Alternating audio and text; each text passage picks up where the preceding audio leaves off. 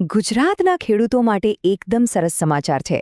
તો ચાલો આજે આપણે ટ્રેક્ટર સહાય યોજના 2026 વિશે વાત કરીએ, જે ખેતીને એક નવી જ દિશા આપી શકે છે. વિચારો કે નવું ટ્રેક્ટર ખરીદવાનો પ્લાન હોય અને એમાં સરકાર તરફથી આર્થિક મદદ મળી જાય તો? બસ આજના વિશ્લેષણમાં આપણે આ જ વાતને ઊંડાણપૂર્વક સમજવાના છીએ.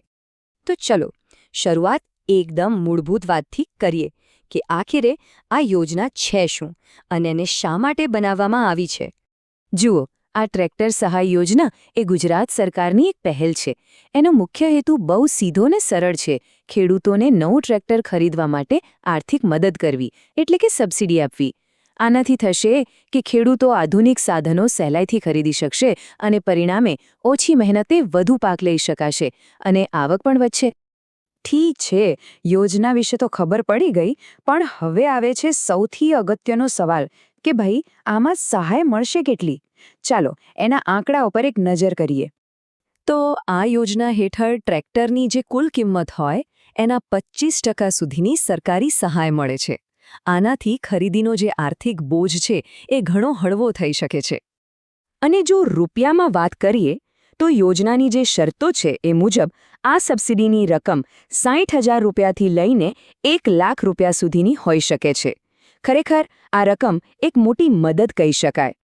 તો હવે પ્રશ્ન એ થાય કે આટલી સરસ યોજનાનો લાભ કોને કોને મળી શકે?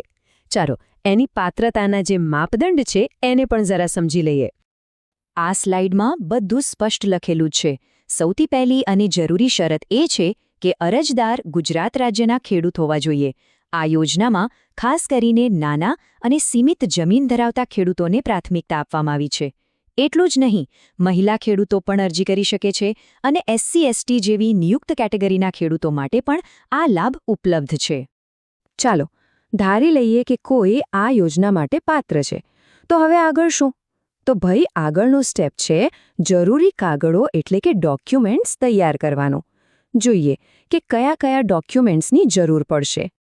અહીં એકદમ સરળ ચેકલિસ્ટ છે. અરજી કરવા માટે આધાર કાર્ડ, જમીનના રેકોર્ડ્સ એટલે કે 7, 12 અને 8 ના ઉતારા, પોતાની બેંકની પાસબુક, ડ્રાઇવિંગ લાયસન્સ અને હા, જો લાગુ પડતું હોય તો જાતિનું પ્રમાણપત્ર. આટલા ડોક્યુમેન્ટ્સ હાથ વગા રાખવા ખૂબ જરૂરી છે.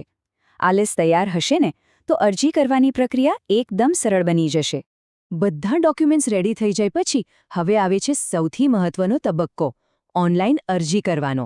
ગભરાવાની જરાય જરૂર નથી. આ પ્રોસેસ ખૂબ જ સરળ છે.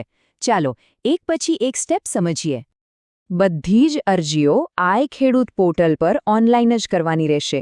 આ ગુજરાત સરકારનું ઓફિશિયલ પોર્ટલ છે અને એની વેબસાઇટનું સરનામું છે ikhedut.gujarat.gov.in.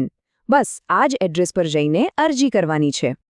હવે આ રહી અરજી કરવાની પૂરી પ્રક્રિયા.